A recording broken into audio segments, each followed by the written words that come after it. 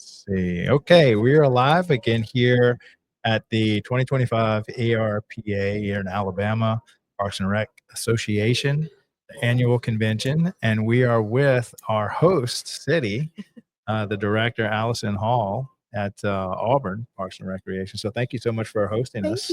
Thank you for being here. This is exciting. Yeah. Now, how did you find out? Well, I guess the decision was made to host it here before you started with Auburn, wasn't it? That is correct. Yes, I have only been the director here at Auburn for a little over 10 months. So, but ARPA has already lined up for several years. Obviously, it's location sites, and Auburn was chosen for this year. So we're excited. Oh, y'all did a great job. This is a beautiful city. It's my first time here. Oh, well, welcome. And I love it. You have a great little is that the official little downtown area? That is for the city? official downtown. We always say it's where town meets gown. And because basically we abut right up to Auburn University's campus. Yeah, it's on top of it. Yes. It's pretty much the university and downtown touch. Yes, we are very intertwined. Yeah, I love it. I love it. How many students are in Auburn? Auburn has a little over 30,000 students. I thought that. It seems like a pretty sizable college. It is a very large campus here in the state of Alabama. They have a lot of fantastic programs and degree programs. We also have, we're known for our veterinarian school, pharmacy school, definitely for our engineering programs, very touted across the South and across the country. So we have a very large campus and a lot of graduate students. So it's fun.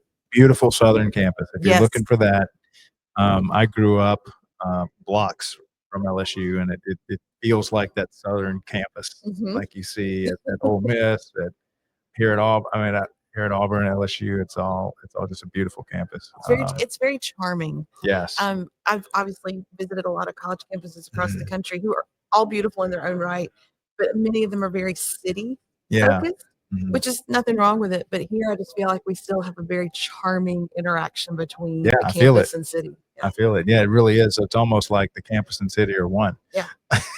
And we like to say that we are. Yeah. Yeah, you definitely accomplished that. So, all right, so let's go into your background. How you got into Parks and Rec? Okay. Well, I was born and raised in Dothan, Alabama, which is about 2 hours south of here in the eastern corner of the state. And realized pretty early that I did want to do something in public service, just wasn't sure what. I went to college actually in Virginia. I thought, well, I need to get out of Alabama and see something else. So I went to college in Virginia and then came back and did my graduate work at Auburn. And again, in Parks and Rec, or what was your degree? No, believe it or not, my undergrad was in political science and art history, and my master's degree was public administration. And as I was finishing up my graduate degree, I got a job with the city in the finance department as a auditing assistant. So again, still no Parks and Rec in my world yet. And while I was working for the city, they were building a brand new community art center as part of the Parks and Recreation department. And I had my art history background and my public administration background. And so I went out for it. And for some strange reason, they picked me. And that became my lifelong career in Parks and Recreation. Nice. And so you were part of that Discovery major crowd. Yes. Which we're trying to change here. We are. I know. It's wonderful. I love to tell people, especially those that are young and haven't quite figured out their career path, there are so many opportunities in Parks and Recreation because we cross so many, areas. I mean, aquatics, therapeutics, and special event planning and marketing and, public relations, and of course athletics and facility management and equipment management. I mean, when you really, really look at our career and our it's fascinating, all the different paths that you can to get into it, but then also just how many opportunities are there. Yeah, there really is a great opportunity to serve your local community and make an impact, make a difference. I mean, some people want to make an impact, want to make a difference, but making an impact, making a difference, affecting your community is literally in the job description of Parks and Rec. It's not an add-on, it's the job. Exactly. Yes. I mean, you touch so many lives of all ages and backgrounds and abilities, and it's a really cool career. And it's funny that I got into it this way, but if I had known that much earlier, I don't know, but I'm just so glad that I quote unquote fell into it. Yeah, and that unfortunately that is how people predominantly get into Parks and Rec. They discover it, they fall into it, they get roped into it, they volunteer as a coach, and then Right. they're like, "Oh, what is this degree or what is this career choice over here?" And so we want to put it right up there among engineering, law, medicine, at Parks. We just want Parks and Rec to be one of the degrees that high schoolers are, contemplating being a part because they understand it. Right. They're aware of it. Like we don't want lack of awareness to be the reason that, and that's currently I think where we are. Yeah. We currently is lack of awareness is the reason that high school kids are not considering Parks and Recreation. Absolutely. And we And want to we change that. and we all know Parks and Recreation is not going away. I No, mean, not. It's pretty much going to be here forever. yes. I mean, when you look at quality of life and why people indicate they move to a community or they live in their community, Mhm. Parks and Recreation and those amenities are always in the top Yeah. 3. It's the school system, it's the safety of the community, and then, of course, it's everything that we offer. Right. And so, yeah, people want that, and it's not going away, and people want more of it, and in order for us to have that, we gotta have staff. Yeah, the whole concept of a community having a common space. Mhm. This has been here since the beginning of humanity. We have our house that we go to when we want to be with our family, but then there's a point to where the community comes together and we're like, hey, why don't we all work together to make this a little bit better for the community? So maybe they put up a park bench, and then Mhm. you can see as humanity develops, we start to really invest and are okay with investing in our common spaces. And so Parks and Rec is that common space It is. that has been with us probably since the beginning of mankind. Here in America, officially, it's called the Parks and Rec Department. Or and even still, like, I was with the city of Dothan for 4 years, and Mhm. it was the Leisure Services There you Department. go. So, That's it. most people know us as Parks and Rec, but there are a few other names Mhm. out there. And there's so many things that what I love is the variety of Parks and Recreation, the departments. Some departments, I've heard that they have these. They're in charge of these huge health facilities, Mhm. health and wellness facilities, to where they'll have yoga and cold plunge and saunas, and it's all owned and run by the city. And then you have others that are really geared in community sports and leagues and stuff like that. And so it's just great to see the variety from city to city, how each city chooses to develop their common spaces, their common Mhm. programs. Well, we are unique here in Auburn in that, of course, we have athletics and aquatics and therapeutics and community centers, but we also maintain and manage all of our cemeteries. Nice. So all city cemeteries, which that's what we have here, are all maintained by Mhm. our department. So we landscape them, we plan for them, we bury people, we Mhm. sell the markers, and that's Wow. a unusual aspect of Parks and Recreation. It is. But then one of my colleagues, who's about 45 minutes north of here in Alex City, in his Parks and Rec department, he manages the airport. Wow. So that just tells you Parks and Rec can cover Yeah. so many different things.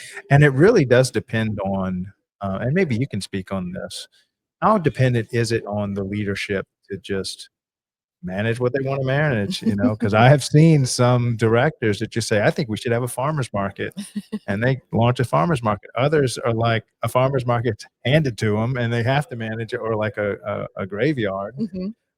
But it really is, I think, a lot up to the leadership. It is, and I think too, it's kind of both of what you said. Some of it is handed to us, Mhm. it's one of those things that kinda like cemeteries, someone had to take care of it.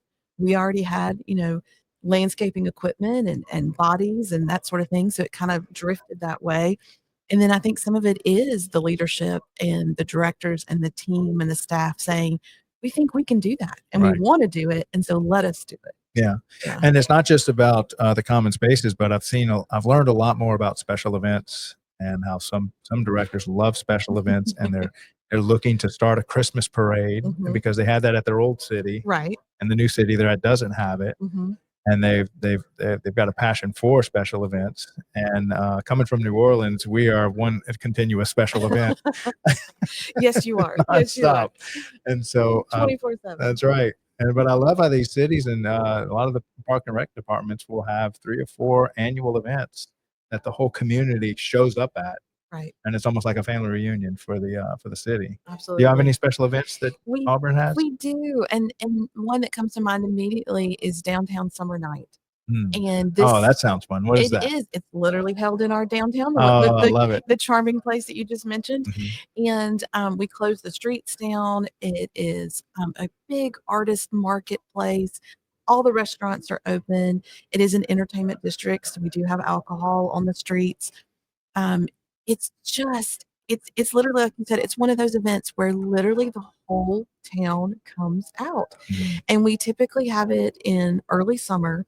And I think another reason why it is so successful is school has ended, and the campus, even though there are summer classes, it's that in between period where everyone just kind of takes that's the first thing I thought of was just taking a breath. Yeah, they take a breath and we all take it together. Yeah. And I love seeing that event. I love seeing people walk around downtown, the happiness, the general sense of taking that breath and the freedom. And it is one of our most popular events. And it's actually one of those events where we don't do a lot of like crazy pizzazz. We're not shooting fireworks and we're not, doing some of those things that you typically think of at special events. And I think again, that is the beauty of it. Yeah. It's just the whole community coming together. Wow. And this is kind of more of a local event because all the students have gone home at least. Well, we have come to find out, especially over the last 10 years or so, a lot of the students stay in the summer, either because they're going to take a summer class or they'll have a summer job, or maybe they just love their apartment and don't want to go home to mom and dad. But we do have a lot of students that are now staying. And so they just kind of get enveloped into the community. They're just another member. Now I'm curious, is it different? I mean, it's got to be different running a parks department with a nearly a city-sized, not nearly, it is a city-sized university attached to it, and so you've got all these students that a lot of cities don't have. This extra 30,000 people, and that's just the students. I imagine the staff is.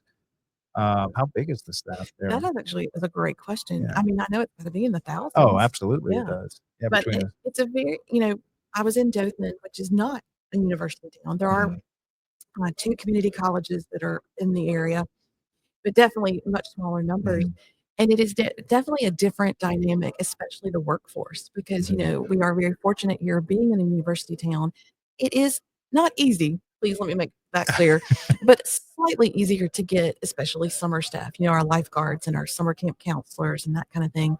But in a non-university community, it's a completely different ball game as far as how you market and try to find that staff. Yeah. And so it's been fun to see both sides of that coin. How big is your staff for the Parks and Rec department? We are a small but mighty staff. That's it. Auburn is about a little over 90,000 residents. We just became the 7th largest city in the state. But the department, I believe we're currently at 61 full-time staff, and that does include our cemetery crew. And then, of course, seasonal, depending on the season, we can balloon up to over 200 seasonal. And of that, so what is the seasonal doing? Most of it's like swimming pool, summer camps? Lifeguards, summer camp counselors, concessionaires, front desk staff at rec centers, that kind of stuff. Yeah. But working the ball fields. Yeah.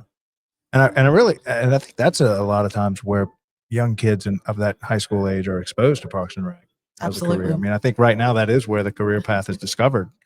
If it's discovered by a high school, it's probably because they worked for you for a summer as a lifeguard. It's interesting because many of our part-time staff that are now in Parks and Recreation related field or teach education. A lot of ours tend to also go into education, but many of them, their initial degree choice had nothing to do with Parks and Recreation, and then they sort of twisted their way there. Nice. Yeah. Do y'all do anything, when you get this 150 plus extra, do you do anything while they're here to expose them to potentially considering it as a career path? I'm afraid to say we have not done that yet because we're so concentrated on getting them in, getting them started, getting them focused on their position. But I think we want to change that model because now I'm sure you've already talked about it. But Auburn University is now offering a Parks and Recreation management degree. Yeah, just discovered that. Yes, and we are so excited, not only in Auburn but across the state. And so this is a chance for us to expose our high school and college staff to, hey, you do have a career, and here's the path to it. I'd love to help y'all make some content around that. Oh, I think it'd be Yeah. amazing. I had a competition among my video editors. I call them video artists. It's really what they are. You just give them a topic and you say, let's make a video around this topic. And then we have like version 1, version 2, and then they all kind of bounce stuff off one another. And so the last one I gave last week was, I want to create some great content. The target market is high school seniors for that 6-month period where they're first time probably considering what they want to do with the rest of their life. And they may never revisit this topic, unfortunately. So I said, that's the target. Let's make a 60-second promo that just helps raise awareness to kids, and then we'll figure out how to push it on the platforms and stuff. So we actually have this top of mind, this topic, and I'd love to work with y'all to make some media around that, because you have a unique opportunity having the college literally as your neighbor.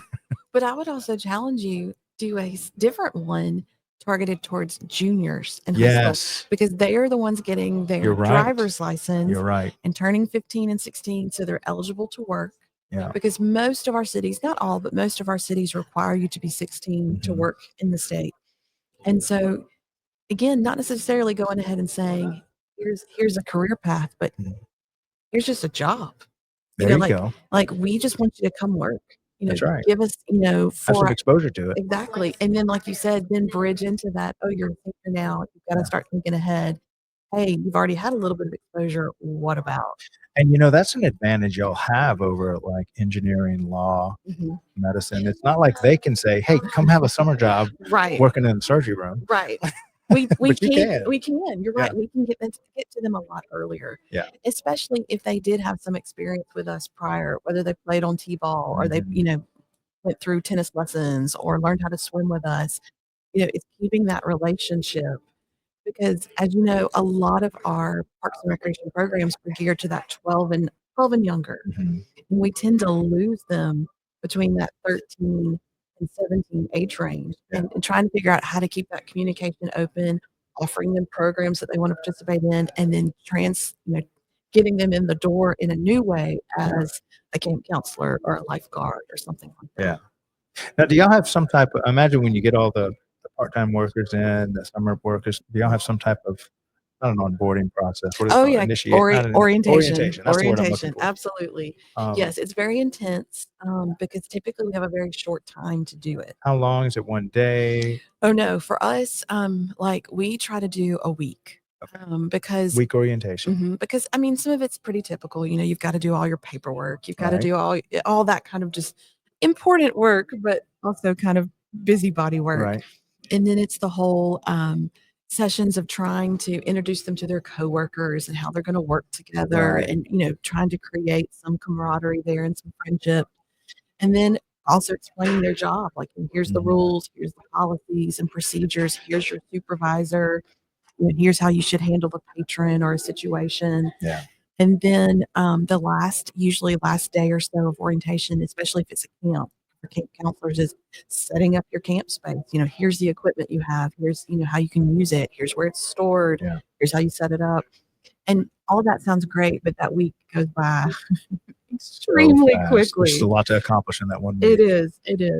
And that might be a natural fit for where we could build the content out, is to maybe build something for that week. Oh yeah. And then that way you're introducing them to their actual job that they're going to be doing that summer. But then you can also, when we think around how would we introduce them to the career choice, to the by the way, now that you're getting ready to consider what degree you're going to pursue, and what you want to do with the rest of your life, while you're working this summer, we'd like you to consider or think about, and then we can lay out what Auburn University does. Right. Because they're all getting ready to choose their college, send in their applications for whatever degree they want. Yes. That is the time to It is. to make that. And I always encourage the college students that work with us, do internships. Don't just do the one that's required for your degree that's usually at the end of your 4 years. Do internships all the time, because I was fortunate in that I was mentored that way, and I did several different internships. And if I had not, I probably would have gone into community planning. Nothing wrong with that. It's a wonderful profession, but I quickly learned after my internship, not the profession for me. Not the one I want. So, internships and just like we said, having that summer job or even, 4 or 5 hours, in the afternoon after school, that can really, even if it doesn't send them into the Parks and Rec field, it can still expose them to accounting because if they're working concessions and counting money, it can expose them to so many things.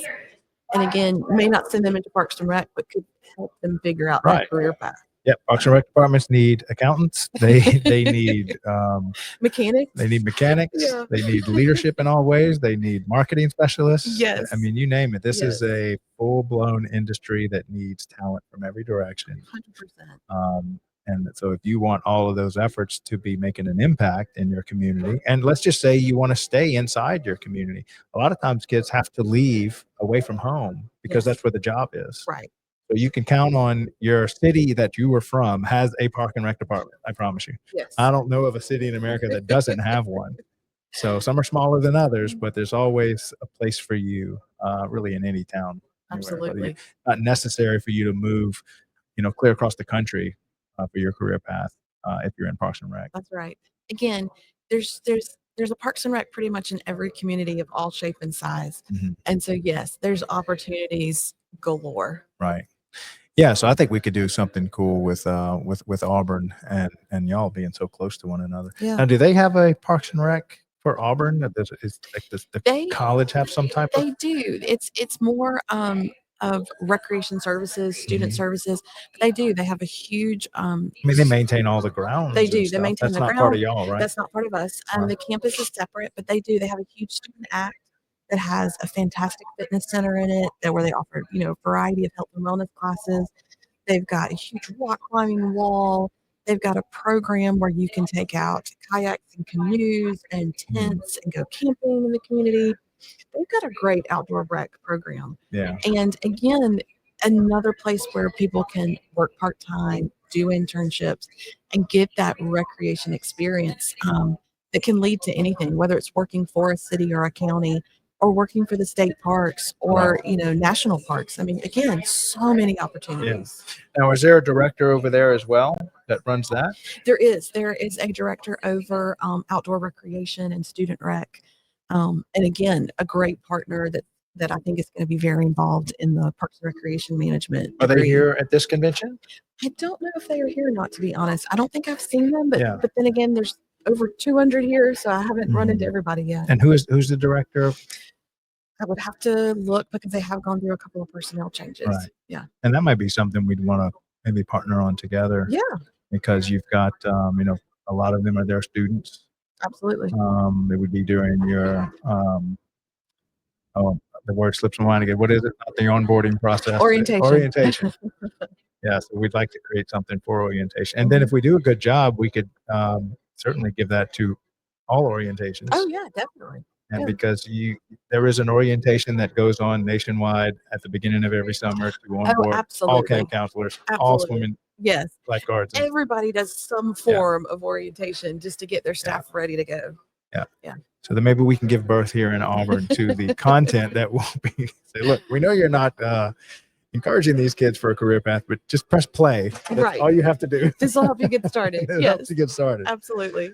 Yeah, well, that sounds fun. We definitely. So how's the convention going here for you? It's going great. I mean, it's again, we're Parks and Rec folks. You know Right. us. We love to get It's together. family. It is. It's family. We love to see each other. We love to share ideas. We love to catch up and hey, what are you building and what are you doing? And it's I always enjoy these meetings and these conferences because it is such a camaraderie and such a family.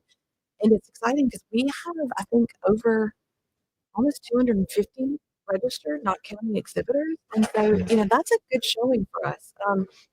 Alabama, I think, has about 900 active Parks and Rec professionals in the ARPA system. So to get all of us together, because again, as we all know, Parks and Recreation never stops. Right. We are 365 days a year. So it's exciting to get this many of us together for a couple of days. Oh, it is. They really need to stop calling it a convention, just call it a family reunion. Yes, absolutely. I know. More accurate. Some might even call it a party at night. It kind of That's true. transitions. Again, we like to throw parties for our community. We also like to participate in parties. Right. Yes. Well, you need the practice so That's that you right. can do it well when you go back home. Yes, 100%. Well, thank you so much for coming by the show. Yes, it's been fun. I look forward to figuring something out for, Yeah. for the career path, because I mean, you're perfect for this as far as the Parks and Rec department working on it. You've got, again, 30,000 Active students. active Yes. students. From Yeah. all walks of life and interests. So, Yeah. Well, we'll be in touch on that. I That can't sounds wait to great. see it. That sounds great. Thank you for having me. This has been Yeah. fun. Thank you for hosting the convention. for Yes. us. Welcome back. Come back anytime. Will do. Thank you, guys. Let's see. Part of it. Is that it? Hold on. We're still trying to. Okay, I got it. Welcome to the Daily Parks and Rec Show. Today, we'll discuss how Parks and Recreation improve the well-being of our communities. These spaces promote healthy living, foster connections, and support local economies. Parks encourage active lifestyles by offering areas for walking, running, and cycling, while also improving mental health by reducing stress and boosting mood. They also strengthen communities by providing gathering spaces for local events, social interactions, and recreational programs. Economically, parks contribute over $140 billion annually. They support businesses, create jobs, and even raise property values, benefiting both the community and local economy. Parks are accessible to everyone, with inclusive programs for all ages and abilities, ensuring everyone can enjoy these spaces. You can help support parks by volunteering, donating, or simply visiting. Every action ensures parks thrive for future generations. Thank you for watching the Daily Parks and Rec Show. Follow us for more insights on how parks enhance our communities.